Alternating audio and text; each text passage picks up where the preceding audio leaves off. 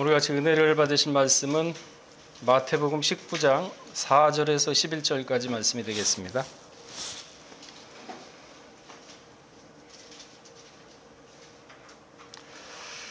제가 봉독하겠습니다. 예수께서 대답하여 가라사대 사람을 지으신 이가 본래 저희를 남자와 여자로 만드시고 말씀하시기를 이러므로 사람이 그 부모를 떠나서 그 아내에게 합하여 그 둘이 한 몸이 될지니라 하신 것을 읽지 못하였느냐. 이러한즉 이제 둘이 아니요 한 몸이니 그러므로 하나님이 짝지어 주신 것을 사람이 나누지 못할지니라 하시니 여짜오되 그러하면 어찌하여 모세는 이혼 증서를 주어서 내어버리라 명하셨나이까. 예수께서 가라사대 모세가 너희 마음에 완악함을 인하여 아내버림을 허락하였거냐. 본래는 그러지 아니하리라. 내가 너희에게 말하노니 누구든지 음행한 영구 외에 아내를 버리고 다른 데 장가들은 자는 간음함이니 제자들이 가로되 만일 사람이 아내에게 이같이 할진대 장가들지 않는 것이 좋사옵나이다. 예수께서 가라사대 사람마다 이 말을 받지 못하고 오직 타고난 자라야 할지니라. 이는 하나님의 말씀이니라. 아멘. 오늘 제목이요, 신압으로 그러나 본래는 그렇지 아니하리라. 이렇게 하시면 됩니다. 신압으로 그러나 본래는 그렇지 아니하리라. 신압으로라는 말이 있습니다. 고유의 한국말이죠. 뜻이 뭐냐면은 모르는 사이에 조금씩 눈치를 전혀 못 채게 조금씩 그러니까 다른 일을 하는 사이에 아주 느리게 다른 곳에서 진행되는데 전혀 눈치를 못 채는 거. 아, 저게 언제 저랬지? 이렇게 하는 게 바로 신압으로입니다. 마가복음 7장 2절에서 3절에 보게 되면요, 손을 씻지 않고 떡을 먹는 것을 봤는데 이 바리새인들이 그것을 보고서 장로들의 유전을 지키지 않았다 하고 지적을 하고 있습니다. 예수님과 예수님의 제자들에 대해서. 장로들의 유전. 근데 예수님이 그 말을 딱 들으시면서 하신 말씀이 7장 4절, 마가복음 7장 4절 이하 6절에도 보시면요, 뭐라고 말씀하셨냐면은 입술로는 나를 존경하되 마음으로는 내게서 멀도다. 입술은 하나님 메시아 찾으면서 마음은 멀도다 그랬습니다. 그러시면서 뭐라고 말씀하시냐면 7절에 사람의 계명으로, 하나님의 계명이 아니죠, 사람의 계명으로, 장로들의 유전으로 교훈을 삼아서 가르치니 나를 헛되이 경배하는도다 하였느니라. 그러면서 8절에는요, 하나님의 계명을 버렸다고 예수님은 분명히 그 모습을 보고 그 말하는 사람을 보고 하나님의 계명을 버렸다고 그 앞에서 규정을 해버리십니다. 그러면서 사람의 유전을 지킨다. 가라사대 너희가 너희 유전을 지키려고 하나님의 계명을 잘 버렸도다. 장로들의 유전, 그러니까 과거부터 내려오는 전통입니다. 눈에 걸리죠. 장로들의 유전을 가지고 있는 바리새인이나 사두개인들이 예수님을 봤을 때, 그러니까 예수님이 말씀하시는 게 이사야가 너희처럼 외식하는 자들에 대해서 참 잘 예언하였다. 그러면서 나는 입으로는 존경하되 그 마음은 나하고 같이 안 한다, 그 얘기거든요. 하나님의 계명보다 사람의 계명을 우선시한다는 것이죠. 신압으로 언제부터 이렇게 됐습니까? 율법을 준 때가 예수님 당시로 기준으로 하면 거의 1500년, 약 1500년 되는데 그 1500년이란 기간 동안 모세의 율법을 장로들이 가르치면서 당신의 생각이 더해지고, 그리고 그거를 약간 변형해서 가르쳐 왔던 것이 지금 예수님에 왔을 때 신압으로 알게 모르게 말씀이 변질이 되었던 것입니다. 그래서 예수님이 그 자리에서 1500년 전이 아니라 4000년 전에 아담과 하와 두 부부가 한 몸이 이룰진데 하나님이 원래는 그러니까 하나님의 말씀은 그렇지 않다. 그 얘기를 지금 지적하시는 겁니다. 너희들이 가지고 있는 말씀은 다 변했다. 왜 변했습니까? 상황에 맞게, 시대에 맞게, 시대에 쫓아가기 때문에 말씀도 자기가 자의적으로 해석해서 믿는 게 아니냐. 그걸 지금 지적하고 있는 겁니다. 본래는 뭡니까? 하나님이 남자와 여자를 본래는 그 아내와 연합하여 한 몸을 이룰지로라. 이렇게 얘기를 했는데 마음에 안 든다. 성격이 안 맞는다. 이혼해버리죠. 그러면 처음부터 기도하고 하나님께 매달려가지고 결혼했습니까? 노아 시대 때 똑같죠. 지 눈에 보기 좋아가지고 결혼해놓고 그거 못 살겠다고 한다 그러고 누가 책임져야 돼요? 하나님 책임지니까 자기가 책임져야죠. 다 지금 죄를 짓고 있다는 얘기죠. 본래 창조의 목적은 그렇지 않다. 마태복음 15장 5절에서 6절에 보면요. 뭐라고 얘기했습니까? 누구든지 아비에게나 어미에게 말하기를 내가 드려 유혹하게 할 것이 있으면 하나님께 드림이 되었다. 사람 도와주고 사람 불쌍하게 잘했으니까 나 이거 착한 일 했어. 하나님한테 한 거야. 그러면서 그 부모는 공경할 것이 없다. 내가 어머니한테 할 거 다른 사람한테 불쌍한 사람한테 했어. 그럼 뭐를 어긴 자가 됩니까? 10계명 5계명 부모에게 잘하라.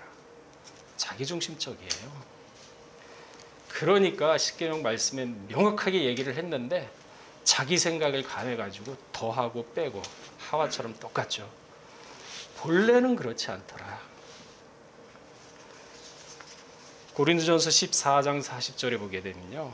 모든 것을 적당하게 하고 질서 있게 하라 그랬습니다. 질서의 하나님입니다. 말씀을 올바로 지키고 그 말씀을 마음 가운데 새기고 그래서 본래의 말씀이 이렇구나. 그러면 그 본래의 말씀을 내가 쫓아가야겠다. 그러면 세상 사람들이 비웃죠. 고리타분하게 저 사람 왜 그래? 예수 믿는데. 지혜롭게 하셔야죠. 왜 그런 소리를 듣습니까? 외유내강이죠. 마음은 말씀을 확실하게 모시고 겉으로는 비둘기처럼 순결하지만 속으로는 비둘기처럼 순결하지만 겉으로는 뱀처럼 지혜로운 삶을 살아야죠. 왜 그런 얘기를 듣고 삽니까? 1500년이라는 시간이 지나면서 다 변질시켰습니다. 4000년이라는 시간이 지나면서 다 변질시켰어요. 누룩이 없어야 되는데 누룩이 다 퍼져버렸습니다. 사람들의 교훈을 귀에다 들어요. 그 교훈을 쫓아가면서 진리의 본래의 말씀은 다 버렸습니다. 노아 시대 또 그랬죠. 노아 시대 때요. 방주 짓는다고 하니까 사람들이 노아 보고 미쳤다 그랬습니다. 한 1년 정도는 그런가? 진짜 비가 오려나? 2년 정도. 아닌데 3년 지나고 나면요. 미친 소리 나오죠. 야, 그 3년 전에 너 한 얘기 아니냐? 3일도 아니고. 너 30일 전에 나한테 얘기했잖아. 근데 아직도 안 됐잖아. 3년이 지나면은요. 미친 소리 합니다. 10년 지나면은 강산이 변합니다. 사람 생각도 변합니다. 80년이에요. 80년. 근데 노아는 본래를 지켰죠. 어떻게 알 수 있느냐? 자녀들까지도. 그러니까 에스겔 14장 14절에 보게 되면요.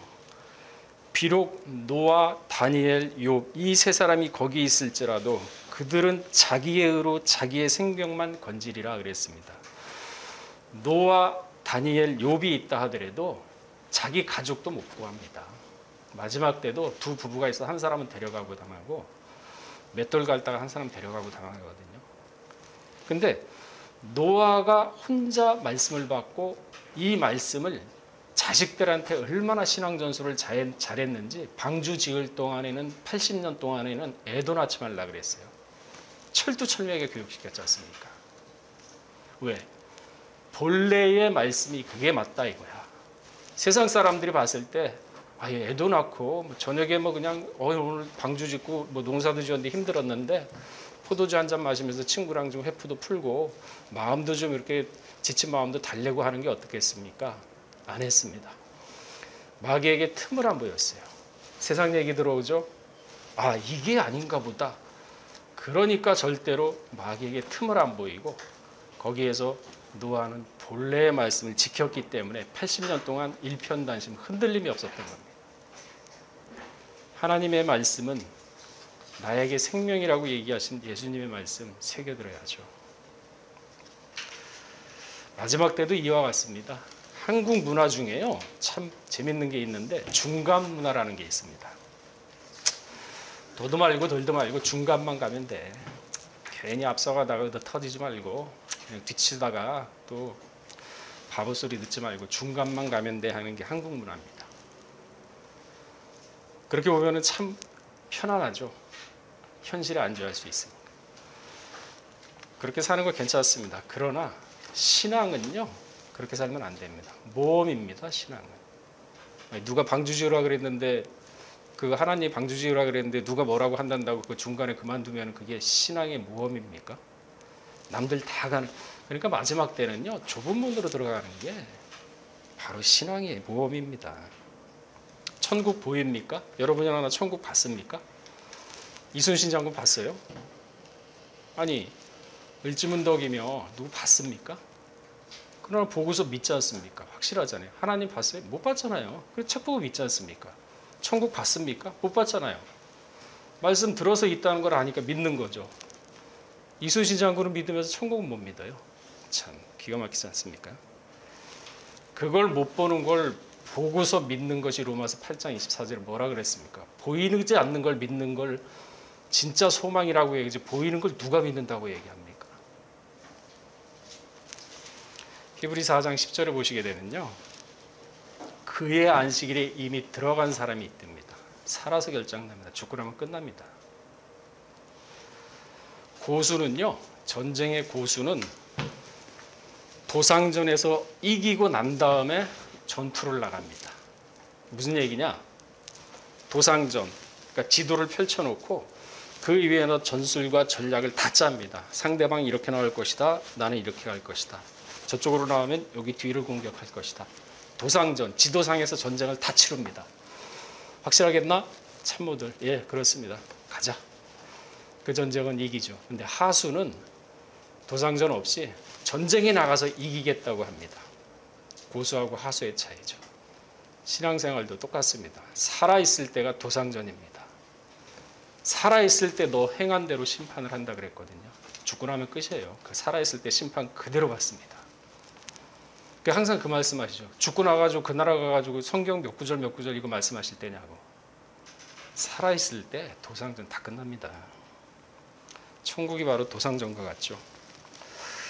전도서 12장 14절에요. 하나님은 모든 행위와 모든 은밀한 일을 선악간에 심판한다고. 이게 말씀이잖아요. 이 말씀을 믿으시면 돼요. 아, 우리의 모든 행위와 모든 은밀한 일을 옳고 그른 거를 살아있을 때 선악간에 다 심판하시고, 아, 이게 본래의 말씀이구나. 근데 살아가면서 아이 그럴까? 이제 누르기 쓰는 거죠. 참참 들어가는 거죠. 그러니까 본래의 말씀 다 버립니다. 살아있을 때 일거수일투족이 심판의 대상입니다. 어디까지? 그 마음의 동기까지. 선하고 좋은 모습으로 하지만 그 마음이 악하면요, 하나님은 심령 골수를 쪼개보기 때문에 그거 심판하십니다. 사람은 모르죠. 선한 사람이야 속을 보세요. 무슨 말을 하든지 그대로 심판을 받습니다. 이제는요, 말씀을요 신학으로 하지 마세요.